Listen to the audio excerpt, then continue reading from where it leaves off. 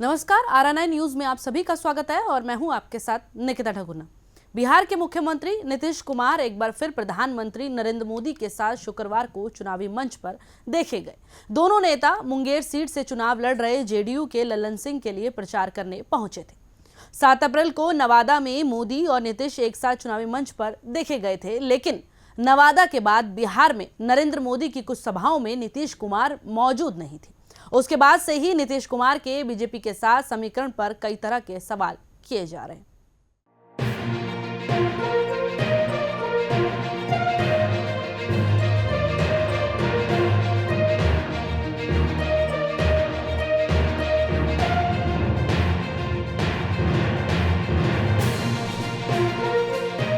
मुख्यमंत्री नीतीश कुमार के बीजेपी के साथ समीकरण बदलने की चर्चा जोर पकड़ रही है। इसी बीच कांग्रेस नेता जयराम रमेश ने सोशल मीडिया एक्स पर लिखा है कि क्या नीतीश कुमार एक बार फिर पलटी मारने की तैयारी कर रहे हैं या प्रधानमंत्री खुद को बिहार की जातिगत गणना से दूर रख रहे हैं। दरअसल नीतीश कुमार को लेकर ऐसी चर्चा बिहार में प्रधानमंत्री मोदी की नवादा रैली के बाद शुरू हुई।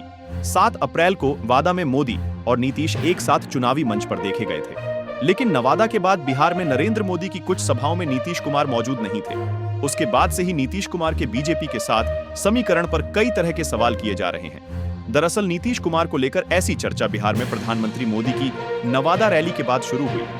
बिहार के पूर्व उप मुख्यमंत्री और आरजेडी नेता तेजस्वी यादव ने कहा, हमारे लिए नीतीश जी का पूरा सम्मान है जो आगे भी रहेगा। मुझे तो सूचना मिली है कि बीजेपी के लोगों ने ही नीतीश कुमार को मना किया है कि प्रधानमंत्री के साथ मंच पर न बैठे।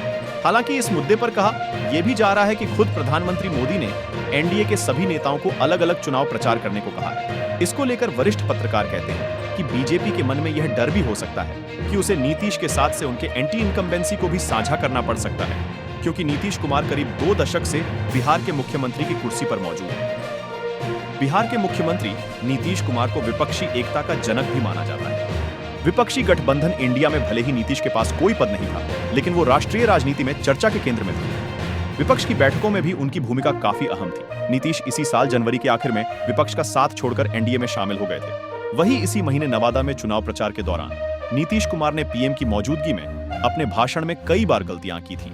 नीतीश ने यहां तक कह दिया था कि लोग वोट देकर प्रधानमंत्री मोदी को 4000 लोकसभा सीटें देंगे। अपने भाषण के बाद नीतीश कुमार प्रधानमंत्री मोदी के पांव पकड़ते भी नजर आए थे। बिहार के सियासी गलियारों में यह तस्वीर चर्चा का एक विषय बन गई, जिसे बिहार में विपक्ष ने नीतीश के सम्मान के साथ भी जोड़ा था। इसके बाद 16 अप्रैल को प्रधानमंत्री मोदी की गए और पूर्णिया में हुई चुनावी सभाओं में नीतीश कुमार मौजूद नहीं थे, जबकि आमतौर पर अपनी या अपने गठबंधन की सरकार वाले राज्य में प्रधानमंत्री की सभा में मुख्यमंत्री मौजूद होते हैं। यहीं से नीतीश कुमार की एनडीए में स्थिति को लेकर चर्चा होने लगी। हालांकि 21 अप्रैल को बीजेपी नेता अमित शाह की बिहार के कटिहार में चुनावी रैली हुई थी। उस रैली में नीतीश कुमार भी अमित शाह के साथ मौजूद थे, लेकिन शुक्रवार 26 अप्रैल को नरेंद्र मोदी की बिहार में 2 चुनावी सभा हुई। यहां अररिया की सभा में एलजेपीआर के चिराग पासवान और एनडीए के कई नेता मोदी के साथ देखे गए, जबकि नीतीश कुमार इसमें मौजूद नहीं थे।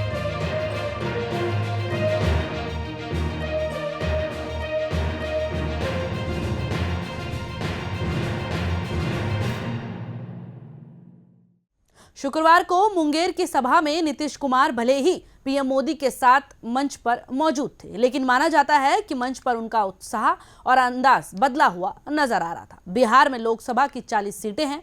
इनमें 39 सीटों पर साल 2019 के चुनावों में एनडीए में जीत हासिल की थी। बिहार में अब तक हुए 2 चरणों की वोटिंग में पिछले चुनावों के मुकाबले कम मतदान देखने को मिला है। इसका क्या असर होगा, ये 4 जून को मतगणना के बाद स्पष्ट हो जाएगा। मेरे साथ RNI न्यूज में इतना ही। देखते रहिए RNI न्यूज। धन्यवाद।